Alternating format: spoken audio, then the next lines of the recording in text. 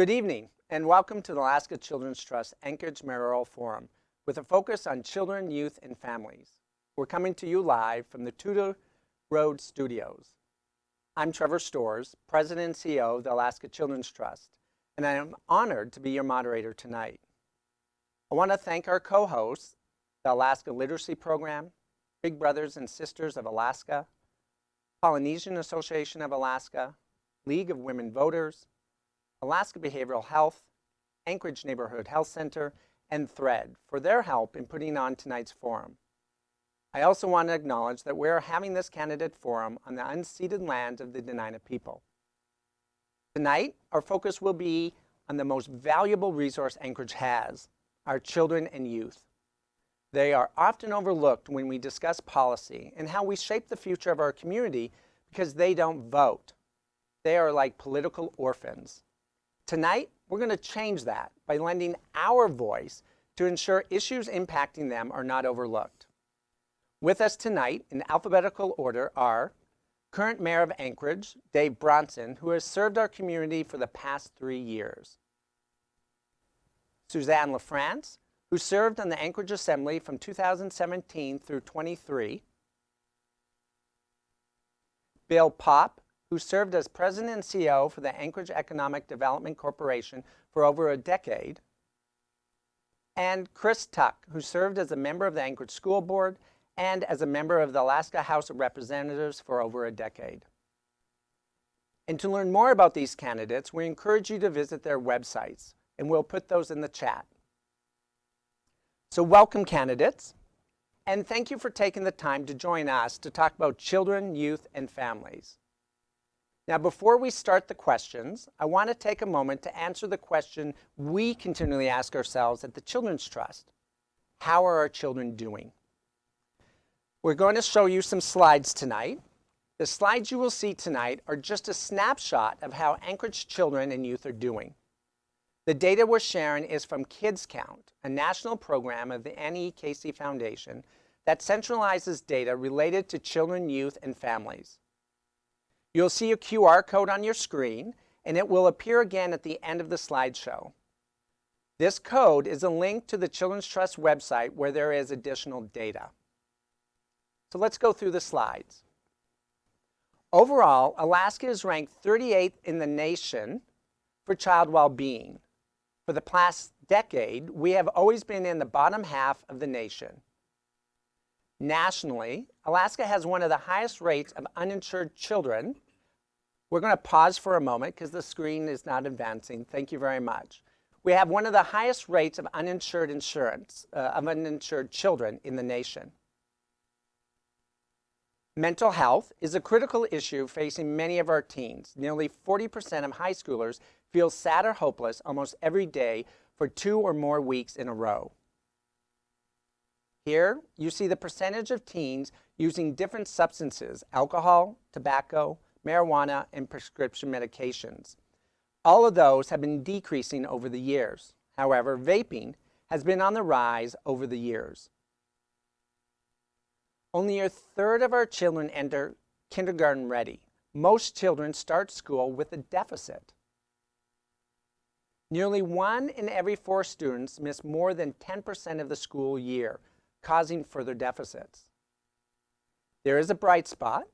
Most of our children have had a developmental screening. These screenings allow for early detection of potential delays of issues and enables timely support for families and the child. About a third of our children live in poverty. Poverty is a major barrier to healthy child development and increases the likelihood of poor academic, cognitive, and health outcomes. And nearly 15% live in a home with food insecurity. Approximately 50% of 3-year-olds in Anchorage are in routine childcare. And nearly 50% of these mothers reported their ability to work is impacted by the lack of childcare. After-school programs can play a critical role in a child's life, but only nearly 60% of high school students participate. And from 2016 through 20, 19 teens out of every 100,000 committed suicide. Again, this is just a snapshot of how our children and youth are doing in Anchorage.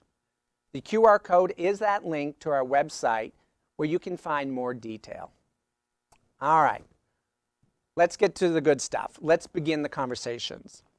There will be 3 rounds of questions. The first round will consist of policy questions we have developed with our partners and at the Children's Trust. Each candidate will have 1.5 minutes to answer. The next round will actually be candidate-to-candidate questions, where each candidate will have an opportunity to ask 1 question to a randomly assigned candidate. And then we close it out with our final round, and that will be audience questions. Questions can be put into the chat box. We encourage you all to do that now, and we'll be asking them at the end. All right, for round 1, our timekeeper will show cards with time warnings at halftime, 15 seconds left, and then a final bell at the end. Each candidate must finish their answer within 10 seconds after the bell rings. And lastly, we expect everyone participating tonight in person or online to treat the candidates and fellow audience members with respect and civility. Any inappropriate comments or behavior will not be tolerated. Are you ready to start? All right. Candidates drew numbers to determine their order, and the first question will be going to Suzanne. Now let me get the questions. And again, as a reminder, there is a screen that we will post the questions. So we will follow in order. Question 1.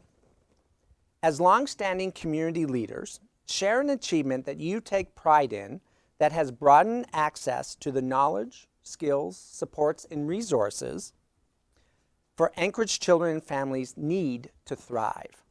Suzanne? Thank you, Trevor, and thank you for having us here tonight. Those are some very sobering statistics. I served 2 terms on the Anchorage Assembly, and during that time, I had the opportunity to work on initiatives that were good for children and good for families. For example, the alcohol tax funds, as you know, prevention programs and early childhood education programs. I was also a proud champion and co-sponsor of Proposition 14, a voter-approved initiative that dedicated the cannabis tax revenues to advancing pre-K and childcare. And that's a tremendous opportunity in our community. And it's one, too, where as I talk to folks about the issues with childcare, and we all know childcare is a huge barrier to economic viability for families and to businesses as well. There's a lot of excitement and enthusiasm about how we're going to be investing this money in our community. I was also a proud sponsor of the parental leave benefit for municipal employees. And I'm excited about the conversations, too, that has generated in our community.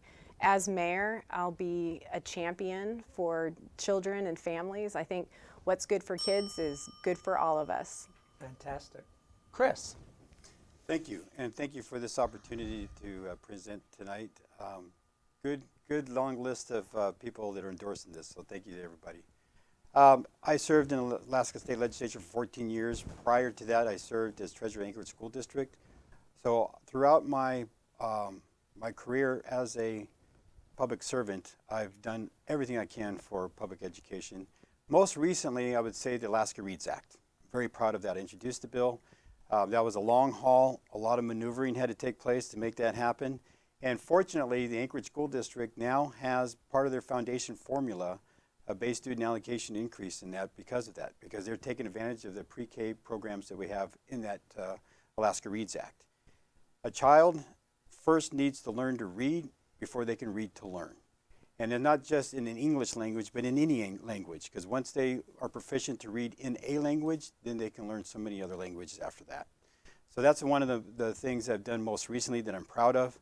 I'm also proud of, as a freshman in the Alaska State Legislature, when they said there was no way a minority member was going to pass a major piece of legislation, getting the Parents as Teachers program started. And we've already had it in 16 communities here in Alaska, but we are able to expand it further because that's a cheap way of providing pre-K. It also helps because once parents get involved in your children's education early, then they're involved all the way through, and that's a key component to a learning success. Great, thank you. Thanks, Dave. Trevor, and thank you to the Trust for doing this. Right now, in the arena of education, right now, 74% of third graders are not reading proficient. 76% of eighth graders are not math proficient. That's a challenge. We rank 49th in the country in fourth grade reading and math. Anchorage is within that state is about the middle of the stack, with Skagway being a far smaller and less wealthy city is doing much better than us. In the area of education, we can do much better. That's why when I came into office, my wife and I, we raised our kids in the Luzak Library. It was a bit of a sanctuary for us. It was a great learning place for us. And when I came into office, the library was providing homeless services. I didn't think that was a good fit. So we removed those homeless services because it attracts a population that, quite frankly, doesn't create a healthy environment for our young moms and our kids. It was no longer a sanctuary. So I pulled that out and put it in the health department where I think it belongs. Our libraries are critical to our educational process, and that's why here a couple weeks ago I announced that we're going to put a new library in downtown at the old City Hall. We're pretty excited about that. So again, you got to create the environment for learning, because learning is how we move forward. We've got a lot better to do, a lot more to do. Thank you. Bill. Well, first of all, it's a pleasure to be here tonight, and thank you so much for holding this forum on this important topic of how we're going to be securing a future for our kids of all ages. My efforts began actually on the Kenai Peninsula Borough when I was serving on the borough for about almost 6 years. It was school budget time every year, and my vote and role on the assembly was being an advocate for making sure that our schools, in terms of the municipal share in the budget that was approved, was very much in support of kids and their needs in the Kenai Peninsula Borough. But here in Anchorage, in my role at Anchorage Economic Development Corporation, my organization has been an advocate, and I've led the advocacy for the alcohol tax and the dedicated funds that are helping kids in our community, the marijuana tax, and the funds that are helping with the issues of child care and those particular issues. But more recently, I've also been a board member and organizing member of the 90% by 2020 initiative, being one of the business representatives on that particular effort, and did that for several years also, that had a broad range of impacts for educational purposes. And then more recently, I've been a very significant advocate for the Academies program, the Academies of Anchorage initiative that is now being launched this coming fall. It's going to be a very significant change to the educational system in Anchorage, not only at the high school level, where it's going to be launched initially in the freshman year, but in middle school and down even into the grade school in the way the curriculum is taught. It's going to empower our kids to have a much brighter future. Great, thanks. Thank you all. And you're sticking to the time. Well done, appreciate that. All right, we'll start with Chris and work our way around. So the next question is, the Anchorage Health Department budget is less than 2% of the overall city budget, and public safety is over 20%. Given that disparity, again, health department is like primary prevention, safety is tertiary. What have we, given that disparity and what we've learned about the importance of local health department's role in upstream primary prevention, what would you do to address the lack of investment? Chris? Thank you. As you mentioned at the beginning of this program, that we have a lot of pre-screening going on, which is excellent, because the sooner that we can catch a learning disability or a physical disability or a health problem, the better successes we have in treatment down the road. And so that's going to be key, is making sure that we do have screenings for our children. One of the things I was working on at the state legislature is Denali Kid Care, expanding Denali Kid Care. Making sure that those services are provided for not just the families who are in the poverty level, but for those who reach above the poverty level that still need to get health care, that they can have an opportunity to buy into that. At the local level here at the municipality, we need to make more investments in that area. There's more that we can do. I'm very proud of the Anchorage Neighborhood Health Clinic that we got in. I really think they should be called the Senator Johnny Ellis Health Center because he worked so hard to make that happen. I'm glad to have been a part of that. But healthcare is a huge need that we have. We pay the highest in the world up here in Alaska as a result of that. Once we make those investments, we'll see those returns on those investments. We need more people in the healthcare system, not less, because bang for the buck, economies of scale. But at the municipality level, we need to free up resources. We got to get control of our homeless populations because that's taking up a lot of resources. Once we get a handle on that, we'll have more resources that we can bring towards our medical health centers. Right, thank you. Dave? Well, I'll question maybe your assumption there. I believe we have to prioritize our needs. I think public safety is number one. It's also very labor and capital intensive. That's why that differential there. We are short about 7 nurses in public health, and those are like that key component. But we have added services here. Last year, we're doing, in the interest of tracking and getting an early warning on diseases, my administration administered or began a program where we're testing, believe it or not, sewage around the city in various places. So we can find out regions of the city through sewage if we've got viruses coming up or other illnesses, cholera or whatever. That's a big addition, and that program is run through Dr. Savitt, and he's been pushing that for almost 2 years. Great program. But again, public safety is the priority. For me, and then you have to prioritize. And public safety or public health through our health department, I think falls right below that level. We are 46 police officers short right now, 3 supervisors, 43 rank and file, and that's critical for us. And to suggest that we need to somehow transfer money from one to the other, that's incredibly problematic, and I couldn't support that. I think we can do both, and we can certainly do better. Thank you. Bill? You know, public health services are a key element of helping our lower income populations to a very significant degree. And I think that this is where we start to come up short with some of our citizens who are in much more significant need of those services. It is a tough budget question, and it is a challenge, and I don't know that it's necessarily a binary public safety versus health department. I think that there are other elements of the budget that can be looked at and to seek new allocations that may benefit this, but we're likely going to be just chipping around the edges on that. I think where we have the opportunity to deliver a significant higher level of services is where can we identify partnerships that currently don't exist?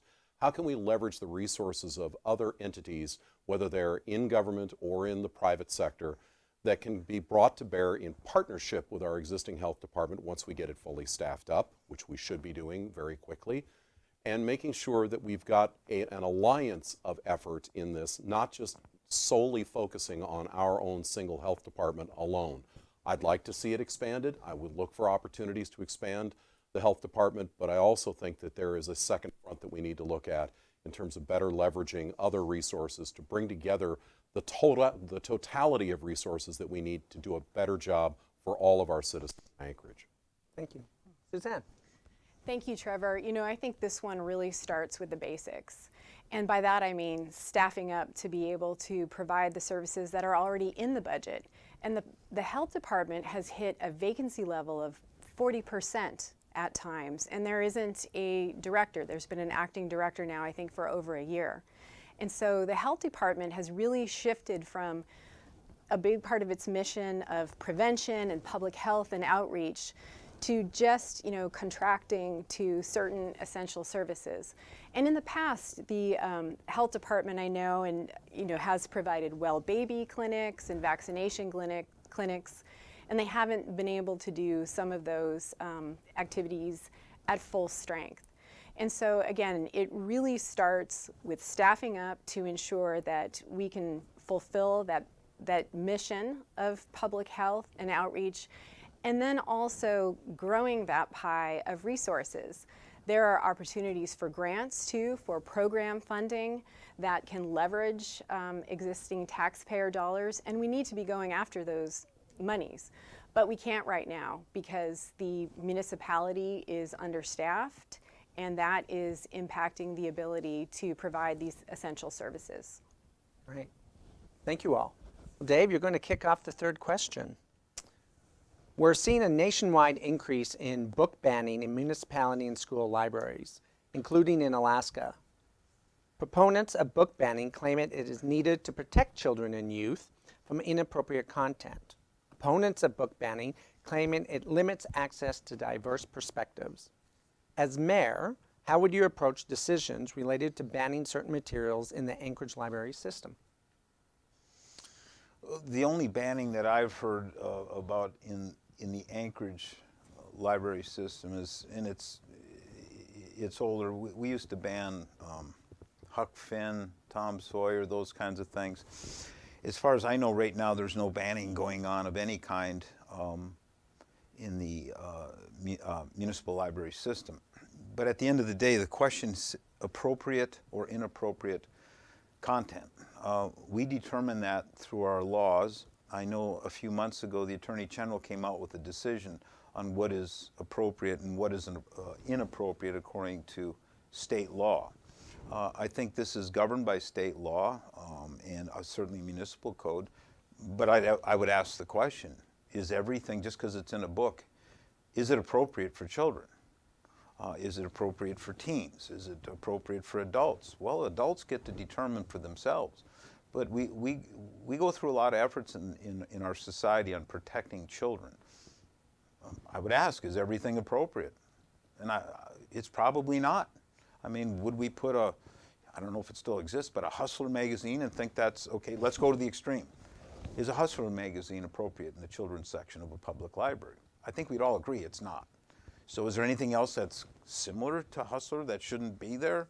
I think we have to have a big public discussion, but our librarians are not the sole arbiters of public policy and what children should and should not see. Right, thank you. And just for clarity of the question, we are not suggesting there is any question banning. We've seen a trend that's happening both in our state and nationally of this conversation. So if it came up, do want for the public to know we don't believe there is any, but there's the potential. So just curious to your perspective. Bill? Well, I still think the question is germane given the times that we're living in and the media stories that we're seeing nationally of these related to this question. And I think, speaking of media, there was a absolutely significantly appropriate story told on 60 Minutes just this last week about a community in Alabama that was facing a concerted effort by a small minority of citizens to ban 97 books within their community.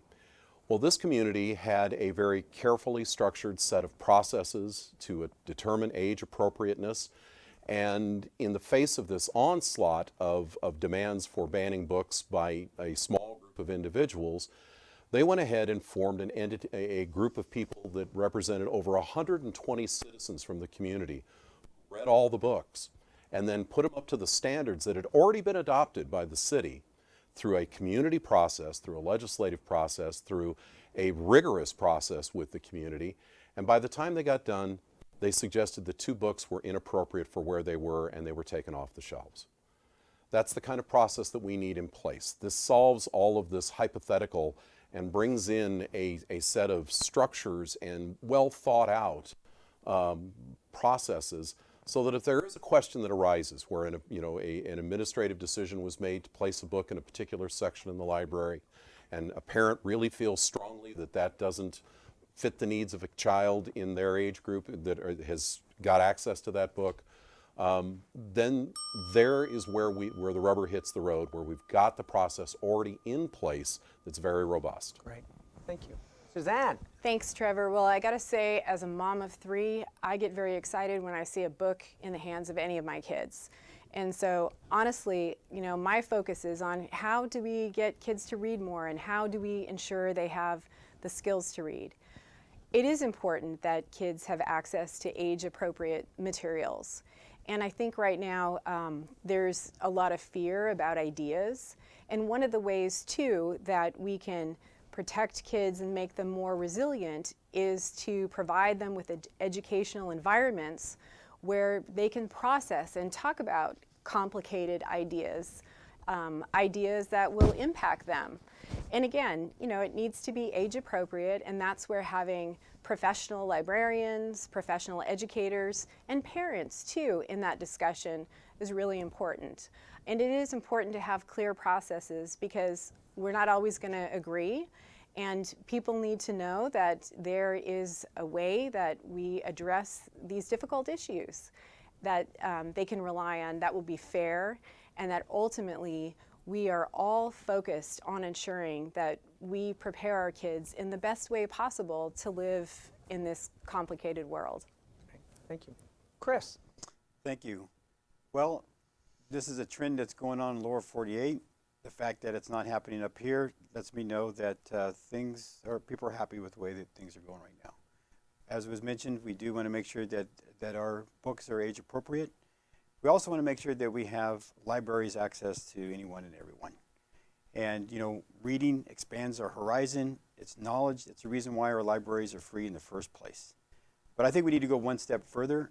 As we have libraries that are free to the public, during the school year, if you have a library card, I think we should open up our museum to also be free to the public. Go ahead and charge as much as you want during the tourism industry, but that's part of expanding our horizons, learning about other cultures, and art really uplifts mankind, just as reading does. And Ray Bradbury had written a lot, the author, about the dangers of book banning.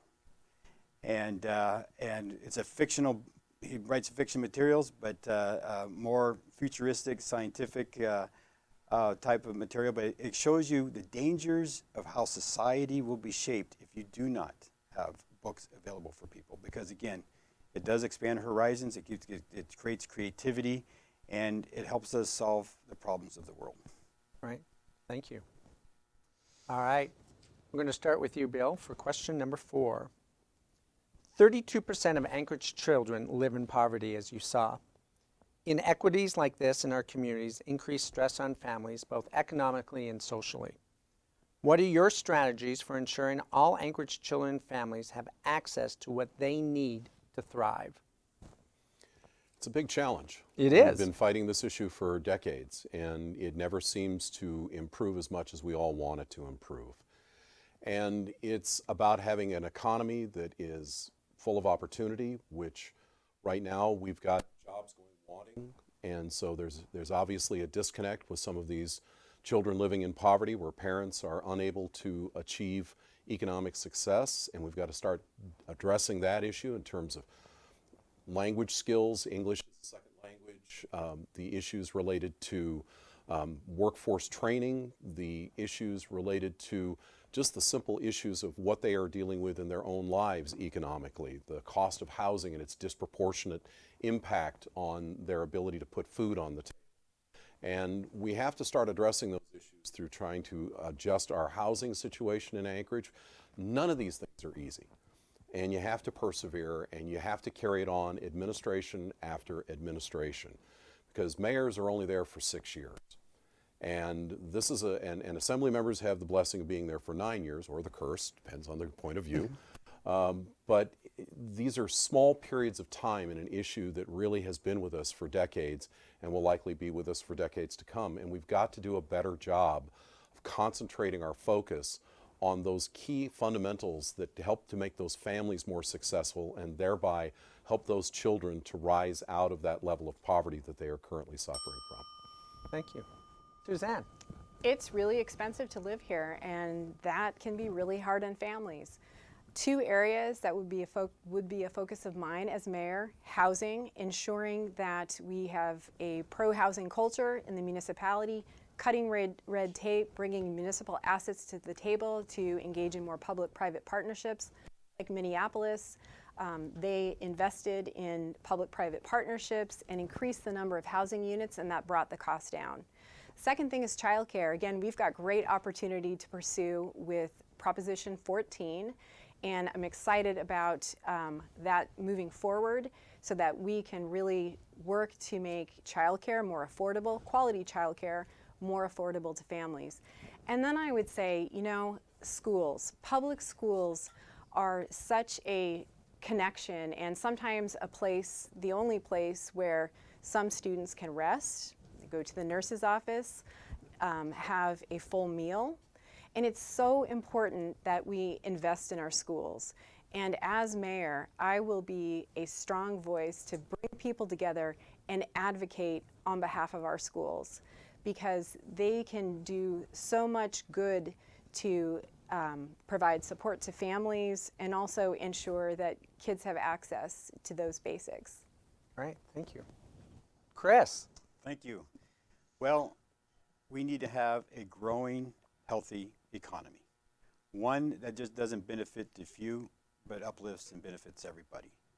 And a key to a strong economy is a great education system. And when you look at the social economic situations that people are in, the one thing that gives parity and gives equal opportunity for our children is pre-K. And that's why I'm so proud of the efforts that I've done on pre-K and making sure that we have that. It's also why it's very important to have the Parents as Teachers program. When a parent is working really hard just to provide for their families, it's very difficult for parents to stay involved. But one of the unique features of Parents as Teachers is it doesn't have to be the parent. It can be a grandparent, it can be an uncle, it can be a neighbor, and helping out. And that's how we build stronger communities, is we all help one another out. But once you get involved in that child's education, boom, that's a key component, is parental involvement, which makes it very difficult with hard economic times that we're experiencing right now. And you know, what we see right now is we see a declining economy here in Anchorage. At the same time, our homeless populations are growing. You can they're inversely proportional to one another. So you can determine the health of your city just based on those two factors right there. And another key to a strong economy to help all families is making sure that we have the infrastructure in place, because government does have a role in our economic future. Thank you. Dave? Yeah, Chris is right. Government does have a role, but to what degree? We need, and Susanna's right as well, is that housing is a big part of this because of the cost. The cost of living is incredibly high here, and quite frankly, a lot of the West Coast cities have the exact same problem that we do. And I think it's because of a lot of it is the challenges comes from government spending. We spend way too much. And we spend on the wrong things. Again, it comes to, I think, the first question, priorities. The second question, the 20% versus 2%, we have to spend on those things that are essential for us, which is public safety, and then public health, and then roads, and maintenance. And we have people that are being taxed out of their homes, elderly people, and they can't. There's no condos to move in because we have no capacity for housing, and that adds to our homeless challenge. When we ask why it grows, in part it grows because we spend too much. In the 36 months ending in 2022, municipal government spent $161 million through SAP on homelessness, and it didn't get better. And that was before I got here. Part of that was before I got here. We're spending on the wrong things, and we're making things, the environment is getting worse. Bill's right, the environment is getting worse here, and the problem is getting bigger because we're not spending correctly and we're not doing the right things. Right, thank you. All right, we're done a full circle, and we're going to go to the next, back to you. So our next question, we hear a lot about mental health needs for our school-aged children and teens. The state of Alaska has structured investments in statewide mental health, but local investment is needed to address these needs. State and federal funding for families has decreased over the last decade. How will you champion local? So we're not talking state, we're not talking federal. What is the role, or how do you champion local investment in children and families around mental health? Yeah, and these last few years, we've really seen the need for mental health supports increase, especially among our youth. And we have a source of revenue to invest in our community through the alcohol tax. And I think that that holds tremendous opportunity because there are areas of it focused on prevention and positive programs for youth that can provide supports like mental health. And so as mayor, I will be focused on ensuring that we are making those investments and that the alcohol tax funds are distributed in a fair way, in a timely way. That's been an issue, and it goes back to my point too about we got to do the basics right. We got to have a fully staffed up municipality so that we can have the health department fully functioning, not just in providing the key programs that I talked about earlier, but also having a role in investing this money in our community. And I see it as an opportunity to convene local stakeholders and really take a look so that we are pursuing, I know you said local, but there is a role for our municipality to pursue federal and state grants here, which is what we have to do, which we can't do if we are not doing the basics right and staffed up. So again, goes back to the basics, good investments in the alcohol tax, and look for those other opportunities and work together on getting them. Thank you. Chris? Thank you. So social emotional learning is also a big component of our education system. I'm proud that the state legislature worked on those issues in making sure that the resources were there. More resources are needed. It's really difficult for a child to learn if they don't feel safe. And oftentimes they don't feel safe in their neighborhood. Sometimes they don't even feel safe in their home. And so, as we talked about earlier, pre-screening helps us find not only some physical and learning disabilities that a child may have, but also gives us a little indication of what may be going on socially and emotionally so that we can address those as well. Again, the sooner that we address that, the better successes that we have with them. But it's ongoing. And I'm glad that we have counseling sessions that we have at the school level. But as you pointed out, resources need to be more delivered. And to do that, we actually got to be delivering better services for our students. There's a lot of efficiencies that still need to be addressed, and there's more things that we can be more effective in delivering education.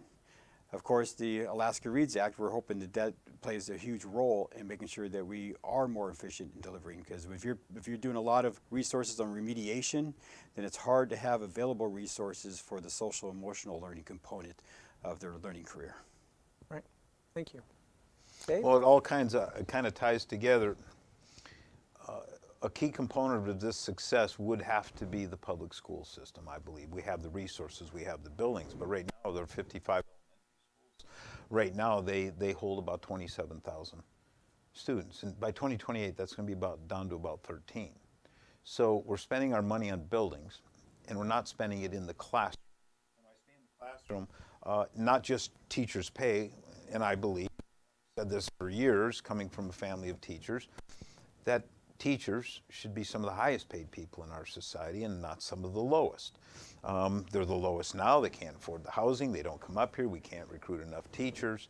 Guess what? If we had fewer school buildings and we could spend more money on mental health within the classroom with face-to-face professionals dealing with the children that need that extra little bit of help. Government has a place in this.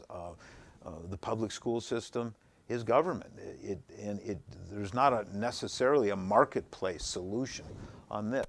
Government has to be involved. Is it always the health department? No, it's not, because they're not everywhere. The public school system is everywhere. So if we spend better, spend correctly, spend smarter, I think we're going to do far better in this problem that you mentioned. I think should be dealt with much better through the school system. Thank you. Bill? Well, none of us as mayor are going to have much of a say directly in how the school system works. We have one function as mayor, and that's not to veto the budget as far as the school district's budget. Otherwise, it's advocacy, and it's bringing the community together on these topics. Suzanne's right. I think that the alcohol tax is a great tool. It's a good start. But I don't necessarily hold either to the premise of the question, because I think that we have more to expect from our partners in the state and the federal government in funding for these services. In particular, the state. The state has not adjusted their funding for mental health services in nearly over half a decade. And I think there's been a little bit of inflation that the rest of us have been feeling that has basically created a budget cut for all intents and purposes, even though they haven't cut the actual number. And I think that that's something that the mayor should be out there talking to the community about and advocating for in Juneau, is that those services do need to be adjusted. They are long overdue for being adjusted. And it's all hands on deck for this issue. You know, COVID laid bare a lot of frustrations and a lot of challenges in our community, but it also laid bare this creation of this kind of a surge in mental health services needs. And we have a long way to go before we're going to get past that. And we need to get going on it now. And I think that there is significant more resources that need to be brought to bear in the mental health services field, both from the state, from the municipality to the degree that we can do it, as well as the federal government. All right. Well, thank you all. Round one is done. Thank you all. That was great to hear all your perspectives and so forth. So we are going to get into our next round. So now we move to the candidate questions. Candidates drew the names to determine who they would ask a question to. There's 30 seconds to ask the question and 1 minute to answer your question. If time permits, the questioner may respond to the answer and we'll adjust because we are a little bit ahead of schedule. So we'll allow a little bit of that. I know at the beginning I said no, but hey, I get to make changes, right? So, so the first is, Dave, you get to ask Bill a question. Okay. I drew the A, right. You drew the A. Bill, I appreciate all you've done over the years at ADC. Great work there, a lot of good data. Been to every luncheon that I can remember that you've hosted. In that regard, in this notion of populating the PCNs, the permanent positions that we have, in particular public safety, that's APD, in this regard, what would you do to recruit and retain and fill the deficit of over 46 officers right now? Okay. That's a great question. And, you know, this is the philosophy that I'm going to be bringing to the overall issues of personnel.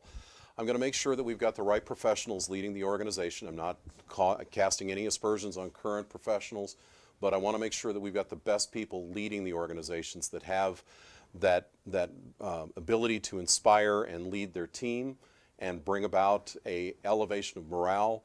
I also am looking at the ideas of working very closely with the unions to identify mutually supportive strategies for recruitment. What can we do together to do a better job of recruiting? And making sure that the benefits are in line and that and in particular looking at the defined pension plan that's before the state. I think that that's something that I am definitely for, and I think that's an asset that the mayor should be advocating for, in terms of the mix that we need to be able to attract the best and the brightest to fill those vacant positions within APD. And another element to this too is that I'm not necessarily satisfied with the current budgeted level for APD, and I would want to have a conversation about, do we need additional staffing to achieve the needs that the community expects from our police department? Thank you. All right, Chris, you get to ask Suzanne a question. Thank you. Suzanne, you've been serving as an assembly for 6 years. When you first began running, you did a television interview where you were asked, how would you give the city, what grade would you give the city on how they're dealing with homelessness? At that time, you gave them a B+. We've had a lot of resources come into the state, $160 million over the last 3 years. What grade would you give the assembly and the city today on how we've been handling the homeless situation? Yeah, thanks for the question. And I just want to be clear too that my term, I served 2 terms on the assembly and it ended in April, and I haven't been on since almost a year now. Hard to believe. What grade would I give the city, the mayor, and the assembly combined? Well, you know, that is, that's an interesting question. I would say that on the one hand, as I reflect on changes since I first started to serve, when I came on, you know, how we talked about homelessness was different. And I would say that that's one thing that has changed in a positive way, that the conversation and the ability to talk about the complexities and see the issue in that way, I think is a step forward. The infrastructure that I think Dave referred to with the investment of the COVID money that, you know, converted hotels to housing, right, was a building out of important infrastructure. But on the other hand, oh, I forgot this part was timed. I'll give it a D. Okay, thank you. There are sorry. always There are times. always times. Always timed. I don't wish I know could give why. you 24 hours, but I Yeah. don't think you want to spend that much time I'm sorry. with Yeah, me. I don't know why I thought for some No reason worries. that was it was. All is good. All right, but back to you, Suzanne. Okay. You could ask Dave a question. Yes, thank you, Trevor. So, Dave, I believe that the mayor has a role to play in education, bringing in stakeholders and speaking in a loud voice to Juneau, to the state, to ensure that our schools are funded. Families rely on good schools, and it's a big reason why people want to live here or don't want to live here. Why haven't you been a stronger voice in advocating for our schools? Well, one thing, as Bill said, is our job when it comes to the public school system is to either approve in the springtime, either approve or disapprove of the budget. I assume, and tell me if I'm wrong, I'll yield a second, are we talking about advocating for an increase in the BSA? Is that what you're asking for? Yeah, okay. I'm talking about, doing the things to make our schools strong, advocating for an increase in the BSA, forward funding, inflation proofing, ensuring teachers can retire with dignity, all those things. Right. I do my role in running the city as it comes to budgeting for and approval of the budget. The state funding, that's a legislative process, and Chris has said he's Correct. been involved in that for a long time. I don't need to run the legislature, I need to run the city. And it's been challenging doing that with a lot of opposition. But when the time comes, we'll advocate for the right thing once the legislature comes up with plans that we can choose from. I'm not here to sit there and say blanket, yeah, increase the BSA to whatever, 1,400 or 380. I think the two brackets are. We'll when they come up with a plan, I'm not going to get into until that, I'm not going to get into their business. All right. And it goes to Bill. Ask Chris. Chris, what do you think are the most important things that a mayor should be doing in terms of his role as chief advocate for the city? Well, chief advocate is basically talking about how important it is for our community to come together to solve the problems that Anchorage faces. How we can all play a role, how we can participate and share in the successes that we have by coming together. I have my ideas and my vision for Anchorage, but if I make it my ideas and not our ideas, then we've lost an opportunity for more participation, people getting involved. And oftentimes, you'll find that people will, when they're imposed upon, oppose whatever is taking place. So that's one of the most important things, is that let everybody know that they have a role in where our city goes. And I would also make sure that we have a respectable, functioning city government. One that people can believe in, and one that we make sure that community efforts succeed. And that requires a fair process all the way along, and making sure that the public has input, proper input. So as we grow together, we all know how we can play a role in that. All right. Thank you all for participating in that. And hopefully the audience also enjoyed it. So that concludes the second round. And we will now move to our final, which is questions from the audience. Again, candidates will each have 30 seconds to answer the question, and we will continue this pattern as we did in the first round. I'll try my best to remember who starts, and you can always correct me. We have a few questions, and the first one deals with the internet. So many of you probably know, soon the Affordable Connectivity Program will end, and more than 13,000 households in Anchorage will lose access to the internet next month. This loss will impact children and their parents' ability to participate in education and so much more. This broadens the digital divide for so many families. What will you do as a mayor to work on the issue for hardworking low-income families?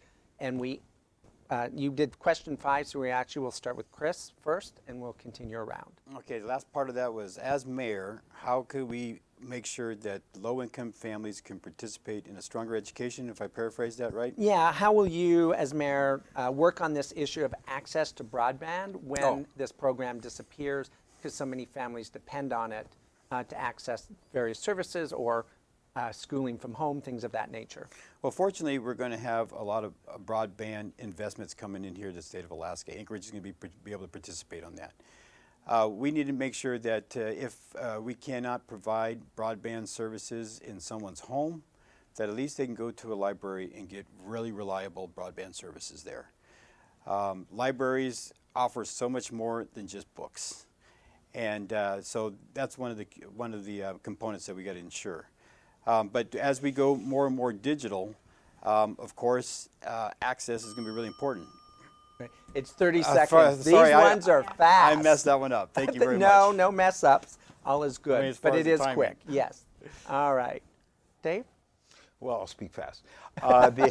Thank you. The marketplace normally can solve these kinds of things, but we know there are disadvantaged families that get caught up as the marketplace catches up. That's why I thought that making the library a safe place for young kids it was a good thing. That's why I've added another library downtown, is because that's a great place for kids and parents to go in and get that broadband or internet access that they need that they may not be able to afford at home.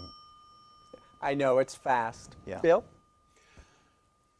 You know, this is a real challenge because broadband is expensive in our city. I mean, when you look at the rates, they're tough. And we have to be, as mayor, advocates for new partnerships, working with the school district, working with the federal government, which is where a lot of this lies, but also working within the state. The Regulatory Commission of Alaska can work with, and working with the private sector, to figure out a solution of how we can fund, subsidize, whatever it is that we want to call it, this critically needed service. If you're not on the web, you are disconnected from most of the economy and learning opportunities.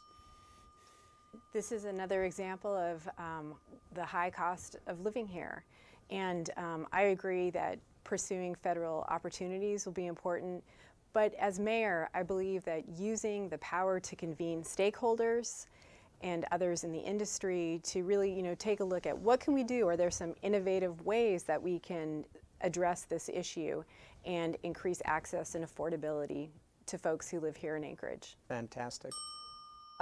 Team, can we actually increase it to 45 seconds? I feel like everybody needs a little bit more time, and I don't want to make it seem rushed, but also create the space to be able to ask those questions. So I appreciate you guys. Less of a snip and more of a snippet. Yes, great way to put it, There Bill. we go. Thank you very much. Great. Thank you, team. All right. The next question is, finding safe and affordable, reliable childcare has been a struggle for parents across our city, as we know, the state and the nation. What is your plan to alleviate the childcare affordability and available challenges that so many of us face? And how can you support the business community, parents, children, and childcare providers' needs through your role? We'll start with you, Dave. Great. Yeah, average childcare is about $1,200 a month per kid. We've come to the conclusion that, because my focus is municipal employees, mainly City Hall, because that's where the concentration of workers really is that could use that. We've been looking at trying to get a footprint within City Hall, restacking the building, creating a floor. The trouble came in with the outdoor space. We're required through licensing, both state and municipality-wise, to have an outdoor space. We can't get to that. We can't have them crossing the street. We looked at the playground on top of the parking lot on the other side. That wouldn't work. There's a lot of challenges. We looked at maybe contracting with corporate providers, but the access isn't there because the people aren't there, the workers. We don't have the daycare workers. It's a real challenge, but to get, frankly, our young people back to work that have young kids, we need to provide that. Thank you. Bill? It's one of the bigger threats to our community because it is challenging more and more families in all income levels in terms of availability and affordability. I think we've got to start thinking outside the box a little bit. I know that the Anchorage School District is dealing with a declining population. The mayor mentioned that we've got significant assets that are strategically located in neighborhoods across our city. And I think that there's been conversations that I'd like to see taken forward a little bit further about whether or not there is an ability for the school district to partner with private sector providers in a way that would allow for daycare facilities within portions of elementary schools, as an example, that would give opportunities for leveraging teachers into those schools by providing low cost or free, even free daycare as an incentive to come to work for the school district, benefit municipal employees in the same hand, and also create capacity that will open up capacity across the city for the public. Great, thank you. Thanks. This is such a huge issue for families and affordability. And the business model just doesn't work. When daycare providers increase their wages to be competitive, that gets pushed to families. And so we've got to have a different way of doing things.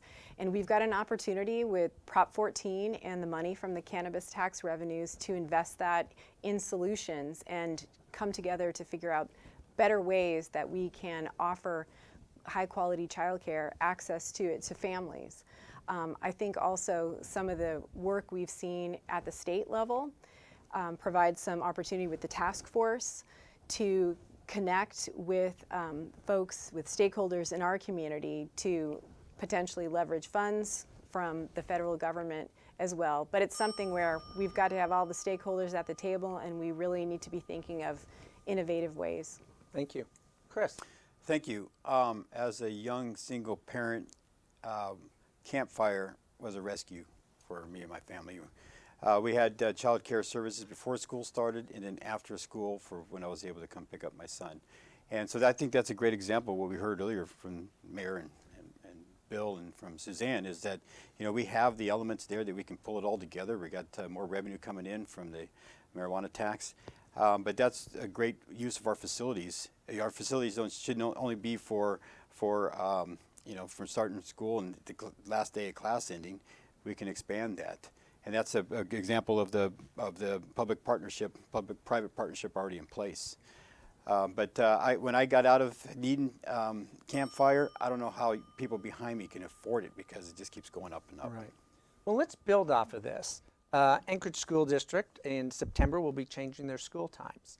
This is going to greatly impact the type and need for childcare. Whether we're talking morning, the school is talking that there won't be service. Many Campfire and stuff can actually provide services for just 2 hours. Their system doesn't allow that. So how will, if you're mayor, your administration partner with the school district to really meet this need and talk about out of the box, not thinking childcare is 8 to 5. Many places are open after that, and those are the families that actually are more need of childcare at 10 o'clock or 11 o'clock at night. How would you partner with either ESD or their community to really address those issues? And I believe we start with Bill with that. I think so. Yes. Yeah, again, it comes back to, what's been a running theme in tonight's answers is the fact that the mayor needs to convene key players in this question and in this need, and that includes parents, the Anchorage School District, the existing daycare providers, the appropriate agencies that oversee the daycare system, and come up with some solutions that we can identify. And it's not going to be easy. There's nothing, if it were easy, we'd have already done it. And it's going to be some hard work. And, the marijuana funds that are coming towards that effort, the other funding sources that we can identify from other agencies, from third parties to bring to bear on this in terms of trying to bring a cost, bringing down the cost of daycare. It's all solutions on deck for consideration at this point. Thank you. Yeah, as the implementation date gets closer, I'm aware of how this is becoming more and more top of mind to parents, especially those of younger kids who are trying to figure out, how are they going to do that and make sure that they've got childcare before and after school. And I think it does come down to convening stakeholders and having that conversation and being open to looking at, what kinds of resources does the municipality have, and is there some resource alignment in the way that we can support parents and support the school district. And as mayor, I will work to have a good relationship, not just with the superintendent, but with the members of the school board and also members of the school district administration to ensure that we can really work together with members of the public to address these issues. Chris? Yeah, for those school-age children, that partnership with the Anchorage School District is going to be really important. But for those that are younger than that, Credit Union One has a very good innovative program that they have for their employees. That should be the model that we look at in trying to provide for our municipal employees. And then we can share services and actually build other business partnerships to show them also. I mean, we have a workforce need right now, a huge demand for employees. And one of the hindrances is young children, for them to be able to enter back into the market or be able to really work the hours that's required of them. And so this is one key component in making sure we get the workforce back where we need it. Also, we need to allow some of our employees to work more from home, because that also helps out in a lot. So that reduces the need for the child care if we allow employees to work from home. Thank you. Dave? Yeah, I think Bill touched on it very well. We've got a public school system, but we have the buildings. Right now, the public school administration, not the board, they've acknowledged last year we have 6 schools too many. Our money is going into the maintenance of buildings when it should be going into the classroom. Those excess buildings should come back and be programmed for daycare. I mean, they have the drop-offs. The driveways are made for pickup and drop-off. That really needs to happen, but in the near term, I'm still trying to figure out why they changed the report times of the school. If we made things worse, undo it. It doesn't make any sense to me, but it's the school district. Their budget is $900 million. Ours is about $600 million. They're a different operation. Getting, in the interest of advocating for things, ask the question, why did you make the change in the first place? Well, we can actually talk about that because there's some actual science behind it. But I want to ask a question. It's great. There is a teen that posted a question. So just so you know where it's coming from. And thank you that they are listening. And a teen is on Facebook, or maybe it's on YouTube. Who knows? But they asked, would our future mayor strengthen and reestablish the anti-bullying movement? Bullying has become even more harsh, and having a strong anti-bullying policy in schools is important. Recognizing there is a separation of the school district and the mayor, but how do you see that kind of relationship, and how would you maybe encourage or look at bullying? We start with you, Suzanne. I think. Yes, and thank you to the young person for asking this question. I'm very much in support of anti-bullying programs. And as mayor, I would, again, seek to have that relationship with the superintendent, with the school board, with the school district. And also, too, I understand that, there's a student advisory board that I believe, can play a big role in these kinds of programs. And so, as mayor, I would seek to use that relationship to have a dialogue, to encourage, and to ask, what can we do at the municipal level, to help and support these kinds of positive programs? Great. Chris? Thank you. Yeah, well, I think one of the problems that we have in preventing bullying from happening in the first place in the schools is we just have such large classroom sizes. It's hard to monitor and hard to keep track of everything. So a key step to that is smaller classroom sizes. But we also need to make sure that we promote people having understanding of where people come from and who they are, and that's where cultural diversity is so important. And because oftentimes the bullying has to be from one group of people or another group of people. But we want to make sure that children aren't isolated, because if they don't feel safe at school, they're not going to have the ability to learn. It's going back to the whole Maslow's hierarchy of needs. They don't care about their social and higher aspirations if they're just trying to be safe while they're in the classroom. Thank you. Dave? Bullying does strike close to home. It's a challenge. It greatly impacts what we spoke of earlier, which is mental health for children. Children commit suicide because they're bullied at school. It seems like, to me, in some instances, in some schools, the teachers are so busy that they don't get a chance, they don't have the opportunity to monitor for the bullying. At the high school level and middle school level, we have someone that works for us, a Chief Equity Officer, Junior Amavai. He spends a great deal of time as a leader in his community, in the Samoan community, in the schools, deconflicting these things, because this bullying kind of evolves into mass fighting. And unfortunately, because it's based on family ties and everything else like that, he's done a great job in mitigating some of these things in the high schools and middle schools. Well, I want to ask the young individual, first of all, I want to express my appreciation for you asking the question, but I also hope that you are not dealing with bullying right now, which may have prompted you to ask this question. And if you are, I hope you'll seek out help from the many resources that are available to you at the Anchorage School District. And go to your principal's office, go to your teacher, go to somebody you trust, and get some help if that's the situation that you're dealing with. But if this was just strictly a question of conscience for what you're seeing going on around you, the mayor's got to lead by example. And the mayor can be a loud voice for not putting up with bullying, that there are resources for those who need it, and that it's not acceptable behavior. I've got grandkids in the Anchorage School District. I've got an 11-year-old and a 7-year-old.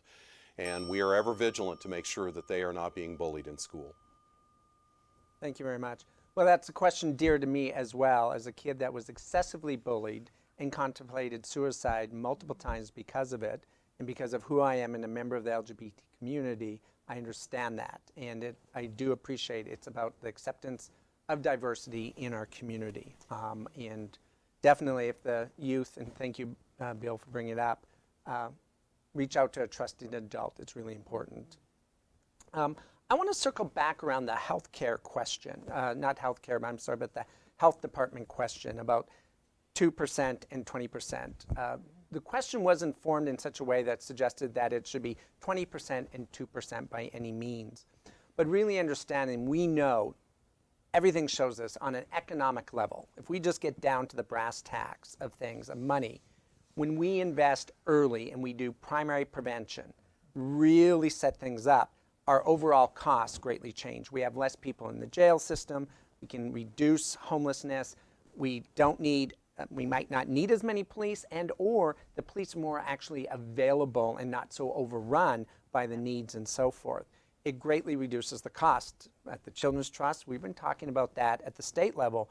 You got $1 billion deficit. If you actually want to address it, it's by investing upstream. And we know that that's going to take some time because it's been imbalanced. So what I want to really ask you about is, as mayor, how do you look at the idea of investing in primary prevention? What does that look like? What does it look like to invest in upstream as a mayor? It's a little nebulous, but it does relate to children and families. Are we specifically talking about children and not just healthcare for adults and everybody? Children and families, and that Children is and around families, health. okay. So it is a little broad, and I'll let you answer it how best you see. And I think we start with you, Chris. Sure. Great. I think it actually starts at prenatal, because the more that we can make sure that we have healthy pregnancies, the better that we have with, because that's really where the foundation is right there, is making sure that the mothers are being healthy, that they're not socially, emotionally distressed. And there's a lot of psychology behind that, that what a mother feels really does affect the child. That's the reason why you don't go into loud places where loud music is played and everything else, is because that does have an effect on the child. And so it starts then. So making sure that we have resources for prenatal up to 5 years of age. And we gotta basically make those investments, because as you said, it's a societal benefits down the road that's way cheaper for us. Prevention's always cheaper than trying to come up with a late cure. Thank you. Dave? Yeah, your description of nebulous made sense to me, because I'm not sure I understand the question, but the way Chris was, I agree, the intrauterine effects of stress can create permanent long-term effects on the fetus, on the child, and so I think we do need to come together and invest at that level to the degree that we can. But at the end of the day, it cannot always be a government solution or a mayor's solution or a health department solution to every problem. Our society is fracturing. It's happening before us. We have a dearth of fathers living in the home. We're not mentoring well because the fathers aren't there. I think the government kind of incentivizes that in some instances.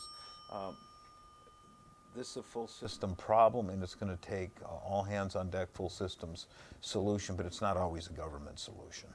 Thank you. Bill? You know, every kid is precious, and that's, obvious on the face of it, but it's becoming even more so with the lower birth rates that we're going to be seeing in the coming decades. Younger adults are just choosing not to have as many kids as we used to, and we've got examples of this around the world. Europe, Japan, China, all of these different challenges that they're going to be facing, as well as what we are facing right now in a nation in terms of lower birth rate. So investing in kids at that age in terms of making sure that they are healthy, have pre-K educational opportunities, pre-K healthcare, young kids all the way up into their teens, making sure that we are providing them with the key health services. The public health nurse service system is grossly underfunded, and we definitely need to have more public health nurses working the neighborhoods, working door to door. I can remember when that used to happen, and it was because they were out there trying to engage parents Right. and engage kids in services that are available to them that they may not know are there. Right, thank you. We need a culture change in this area, and as mayor, I'm happy to be a part of leading that culture change because we don't look at the long-term investment. I honestly believe if we are not willing to fund pre-K, if we are not willing to fund our schools, let's go ahead and build a whole bunch more jails now. Let's go ahead and start investing in more treatment and homeless shelters. We need to do some of that, but I'm saying if we're not doing what we need to do to ensure that every child has access to food, to housing, to stability, to a good school, to a bright future, then we are just not investing in our community. And we've got to change our mindset around that because the evidence is compelling and the dollar's value savings is compelling as well. Great. Question that came in, civil discourse is key to a healthy democracy. What can the mayor do to encourage respectful, informative discourse about difficult issues impacting children, youth, and families? How do you act as a role model to our kids? And I believe we start with Dave. Yes. Well, we become civil in our public discourse. We don't berate public employees in public. That happens routinely. Again, it happened at the assembly last night. We treat, the kids watch everything we do. They mimic us. And if you treat someone with disrespect, especially in a public forum, it validates that kind of behavior, and it translates eventually into bullying, because mistreating someone as an adult, justifying mistreating someone else as a child to child, it creates this bullying environment. They're all tied together. We need to be better example. We need to be more civil. We need to be more respectful in the public sphere, even as we disagree with each other. The notion, our politics is built on disagreement. That's where our government is structured. We can do a lot better here. Thank you. Bill? I'm not a believer in rock throwing in public, verbally. And I am a person who will definitely listen to anybody who's got something that they want to complain to me about, and it doesn't matter if it's a member of the assembly or if it's a member of the public or if it's whoever it may be. It has to be, you have to set the example and not take things personally as mayor, and just no matter how much you may want to do it, not respond in kind and become what you behold. You have to be straightforward in your conversations and not obsequious, not in any way, kind of trying to jab even backhandedly. You have to respect the other person. Thank you. Suzanne? Respectful discourse is essential for our community to make progress. And we have tremendous opportunity to do that. I mean, I think that's one thing that's so incredible about local issues is we can put aside that stuff that goes on at the state level, at the federal level.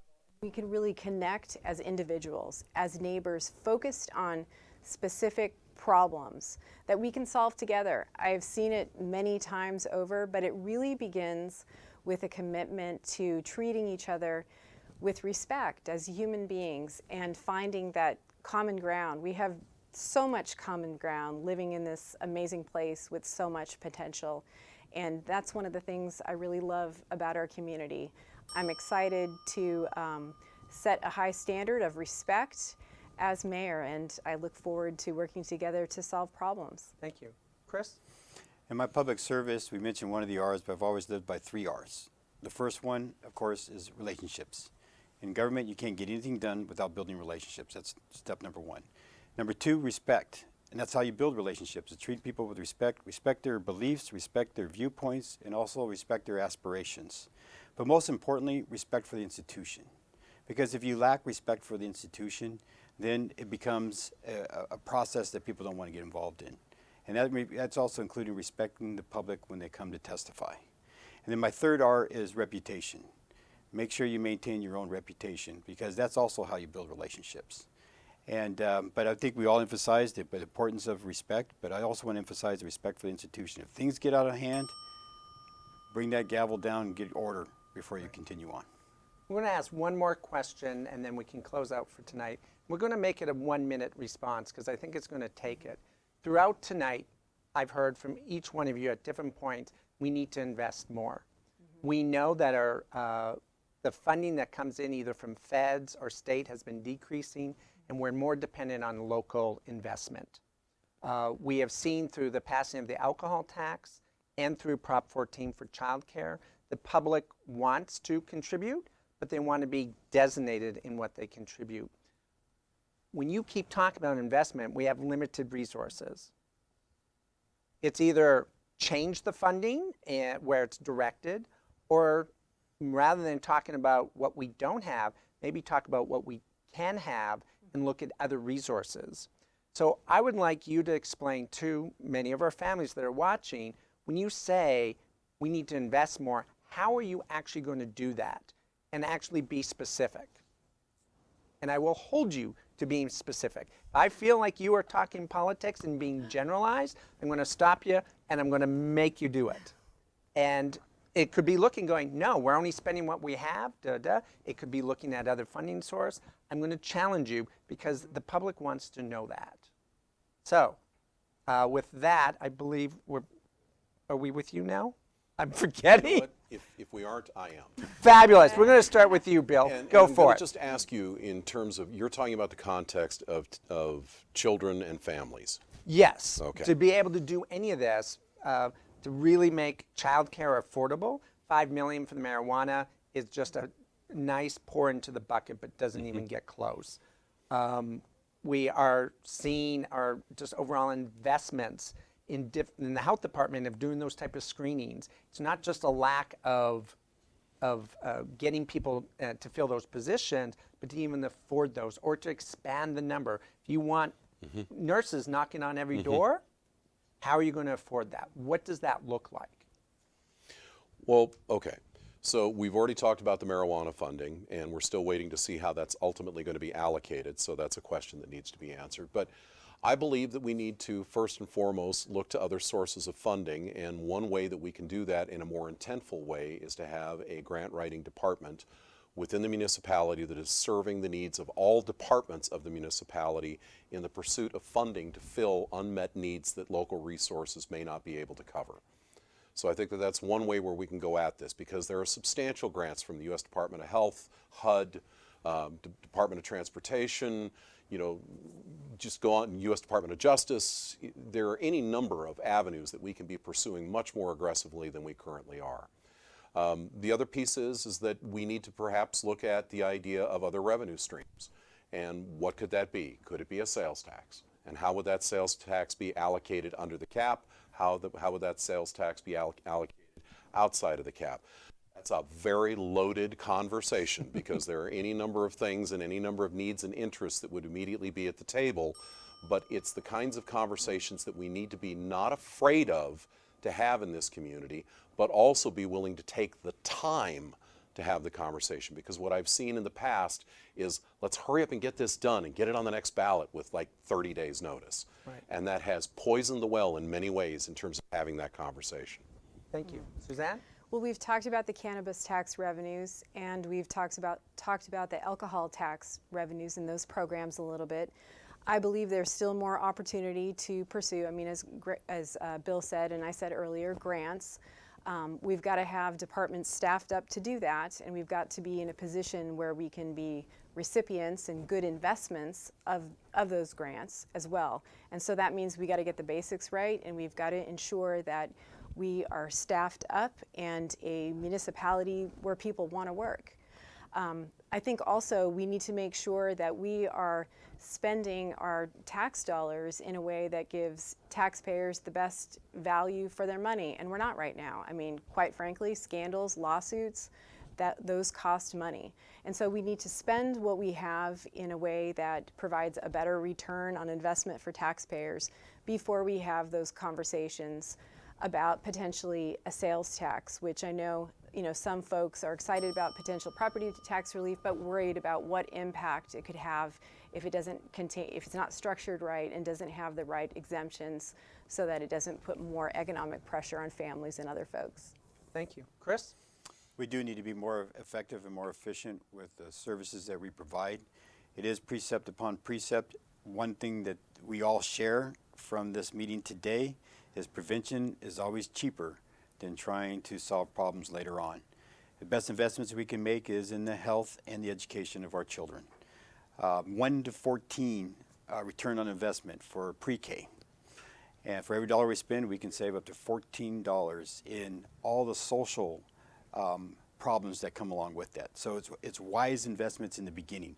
Where the investment's going to come from, there are, as we mentioned, there's plenty of grants that we can still be seeking. We just got to make sure that Anchorage is doing the right thing to qualify for those grants, and that we're accountable for the outcomes of those. And so that's what people want. They expect services, but it's hard to ask for people to reach in their pocket and pay for more when they're not getting the services that they feel like that they deserve today. And so, so we have to have measured results, and we have to have a common vision, so that when people see that, hey, this is the direction we're going, they'll be more willing to help out and participate in that. Thank you. All right, Dave? Yeah, we have very successful grant writers in all of our major departments, especially police and fire. They do an amazing job. But at the end of the day, when you talk about getting federal grants, you're taking some money from a little old lady who's paying taxes in Florida, and you're bringing it up here, and then our little old lady who's paying taxes is sending it to someplace else. It's kind of a zero-sum game. This is why we're $33 trillion in debt, is because we keep looking to the federal and the next level up of government to solve our problems. We need to spend within our means. We can't create a government program to solve every last problem because there's too many problems. We do need to do better with what we have. I'd sure like to have some of that $161 million to help us get the fire vehicles that we need. Because in my priority, again, it's public safety, then it's public health, then it's roads and it's maintenance and all the other kind of things. I'm a fiscal conservative, and so folks know we've got a fiscal cliff coming next budget cycle this summer, somewhere between $15 and $30 million fiscal cliff. We're going to face that, and we're talking about investing more and more and more. We got some real challenges in front of us. Right. Thank you. Appreciate it. Thank you all. So thank you to the candidates, and most importantly, the audience for joining us on a Wednesday evening. I hope the audience was able to learn something, and that this forum promotes discussions for them and yourselves after tonight and when you fill out your ballot. And as a reminder, the ballots go out on March 12th, and the municipality election is on the 2nd of April.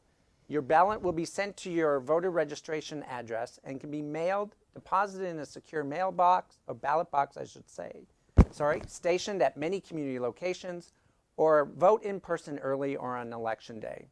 Thank you, candidates, for spending this time with us and sharing your vision for Anchorage's children and youth. Thank you to our co-hosts and partners, and again, most of all, thank you all who have joined us for this important discussion. We can't forget, although children and youth can make up roughly 25% of our population, they are 100% of our future. Have a wonderful evening. Thank you. Thank you, Trevor. Thank you. Thank you so much. Appreciate it, Trevor. Thank you very much. Thank you. Thank you very much.